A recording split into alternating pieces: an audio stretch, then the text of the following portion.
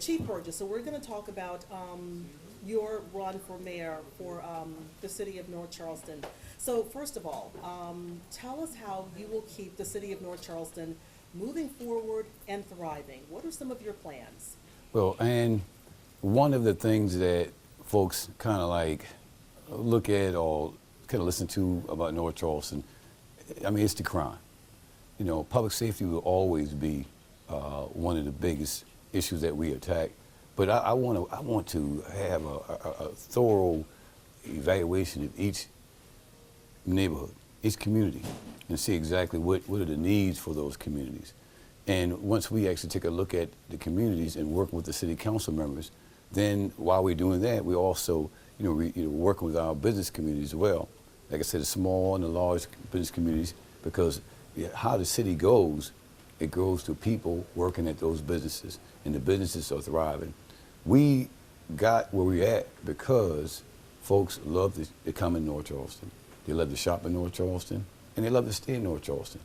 And what we need to do as a city is also remember that we need to keep growing, because the growth of our city, it helps not only us as a city, but it actually keeps our economy, flourishing.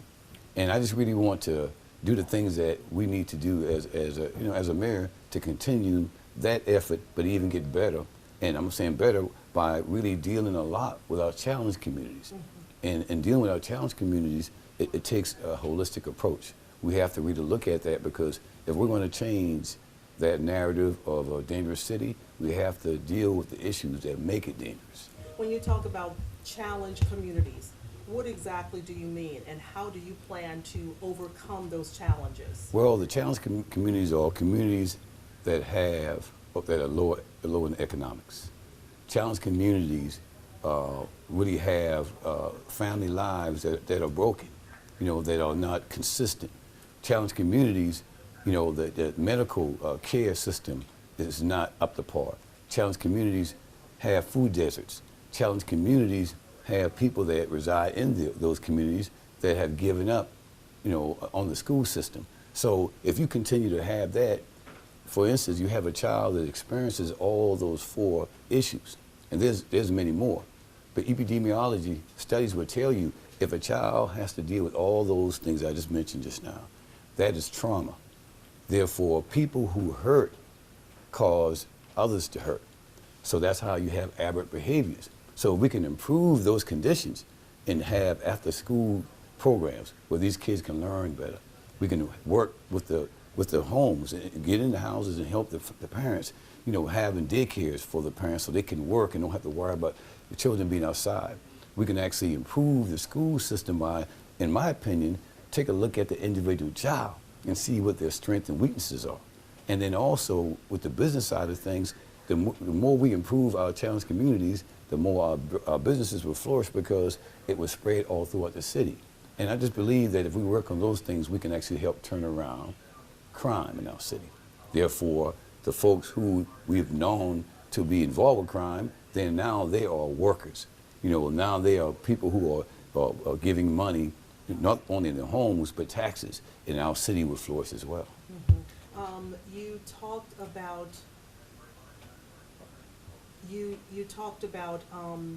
children who grow up in challenged communities. One of the biggest challenges facing all cities across America, big and small, is just affordable housing. And when we look at your community, Liberty Hill, Yeah. we see those $400,000 and $500,000 townhomes right there, pushing out people who are in homes that are much, much smaller, not as expensive. How are you going to address affordable housing for your growing city? Well, I mean, of course, you work with the state government, work with our legislator in the General Assembly and the federal government. There are a lot of funds that's out there to help with homelessness, help with folks who are living in a situation where they have an income that is really, really lower than how they need to survive. And we need to deal with those issues.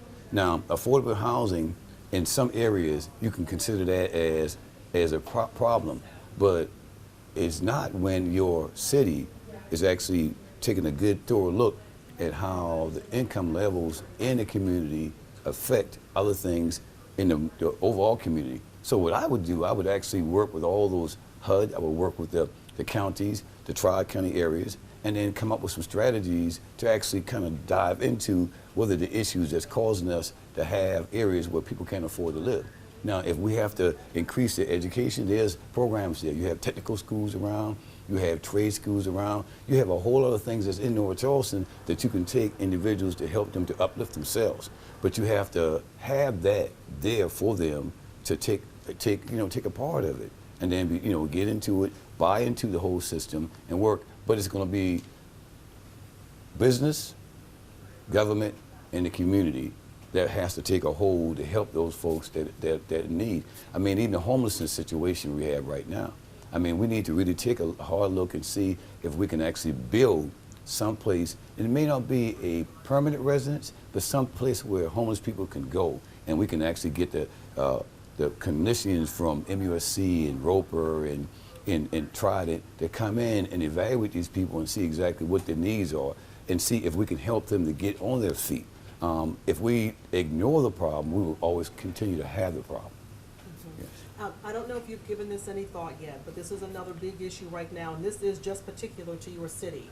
Some people are talking about they want the city of North Charleston to break away from the Charleston County School District because they feel that their fares aren't getting a fair piece of the pie, that they pay a lot of the taxes, they're one of the largest cities, but they feel their schools aren't getting the quality and the attention that they deserve.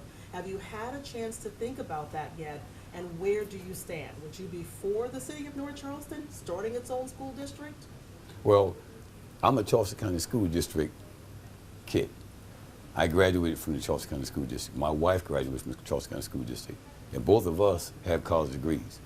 And you can kind of say that our school may have been kind of teetering on a failure in school, but we didn't believe that. We had that pride, and we had love for our school.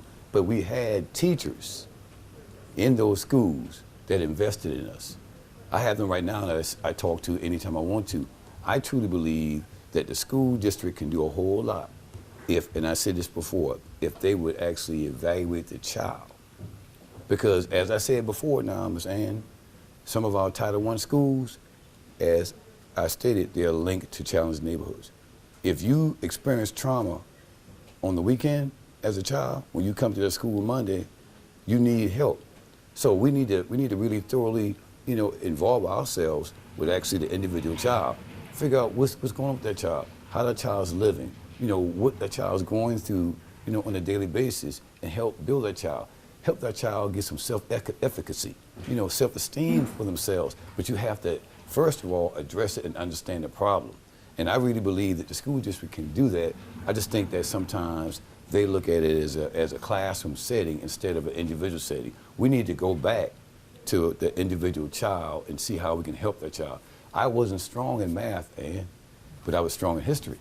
So what I did, my math teacher knew that, and she helped me along the way, and my history teacher just kept me going. So she saw a weakness in math and helped me strengthen that, and my history teacher said, oh, he's good, so she got me even better at that. But it was an individual student that they were working on instead of all of the students, because that kid will get lost if you're looking over him or her.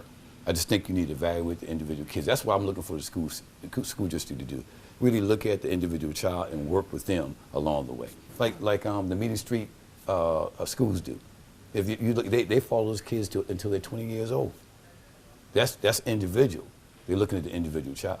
Gotcha, Yes. gotcha. Let's go back to this issue of crime. And as you said, a lot of people have this stigma when it comes to North Charleston, that it's a bad city, that there's a lot of crime that's happening there. So recently, last year, there was a shooting in the parking lot where a business was located.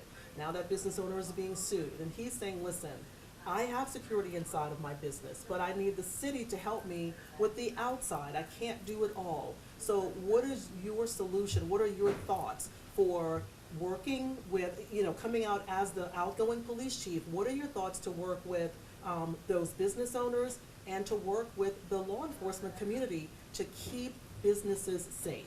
Well, if you remember, we had the shooting in the mall, I think about 2 years ago. Mm-hmm. And we understood from a law enforcement point of view what the problem was. It was a beef between two groups. But you as a citizen and a shopper, you didn't know that. So what we did is we got with the management. That next day, the management, we made a call to the management, which was out of town. They flew in. We brought them to the table with law enforcement and our legal department in the city of North Charleston. And then we also had practitioners who actually were kind of evidence-based, folks who understood, you know, the systematic situations that happen when you had a kind of mass shooting. So we had all that information flowing. So what we did, basically, we came out with some good strategies for the mall. We told them all, we need to harden your business. In other words, you need to look at the folks who are hanging out for, you know, not doing anything, just really kind of causing problems. What is the area that's most vulnerable? And we knew it, that's the food court, because that's where everybody gathers at, right? And then another thing too, where do people just kind of hang out in the mall? Is always the areas where they all come together. And so what the mall did, they actually, and we showed them how to do more crime prevention. And what we did is once we showed them the crime prevention, they instituted it with us. We placed a kiosk in the mall in the central area where crime most often happens. So in other words, we're thinking predictively. So that's what I'm saying to you. In his situation at the club, he hardened the interior of the club, but we need to help him to harden the exterior of the club. Now, if a zoning regulation doesn't allow law enforcement to work at a establishment that is, you know, considered an alcoholic establishment, that's no problem. We can help him to find the right type of security firm that's going to harden his exterior. But we keep working with him. We don't, because whatever happens there, we're going to have to respond anyway. So why should we allow ourselves to respond if we can help them to prevent a response from police? So help them to harden it, but we have to talk with them, sit to the table, let them give us their opinion about what happened, and then let us take a look at it, walk the area, and then we review everything that we need to, let them tell us exactly how they feel about things, and then we just kind of, you know, really work it to where everybody said, well, this can work, we can help you, you can help us, and then, you know, just make a safe environment. That's it, I mean, because that's what we want to do, make it safe for every person that go out to a club, to a mall, to a gas station, to someplace to eat, or home. That's the number one thing that the city of North Charleston should be thinking about, the citizens and its business. So last question, and this one is just one for retrospect. The city of North Charleston has only been a city for a little over 50 years. It has had 3 mayors. Yeah. All 3 of those mayors have been men, and they have all been white. You could become the first black mayor of the city of North Charleston. When you think about that, how does that make you feel, and what is that like for that little kid growing up in Liberty Hill to think, wow, I could be the leader of this city? Well, you're right, Joanne, because I grew up in 3 neighborhoods that were all African American. I was raised up and grew up around people of different colors. I learned their colors and their cultures because I played sports. But for me to even be the first African American chief, it was a blessing. God did that.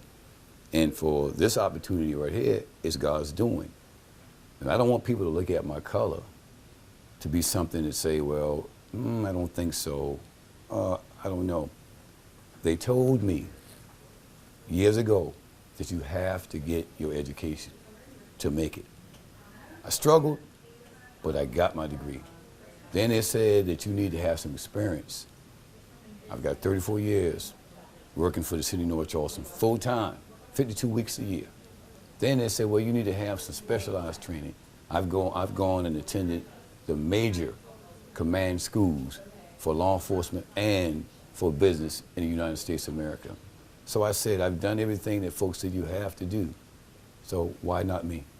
Why not me? I was born and raised there. I played sports there. I attended church there. My kids were born there. My wife is from there. My mother, my father's from there. You know, I've done everything in North Charleston. I am North Charleston. I love it, and I will not let it down. And all I want to do is be given a chance to lead it from the 3rd floor, which is the mayor's office. I'm on the 2nd floor now, but I want to get to the 3rd floor.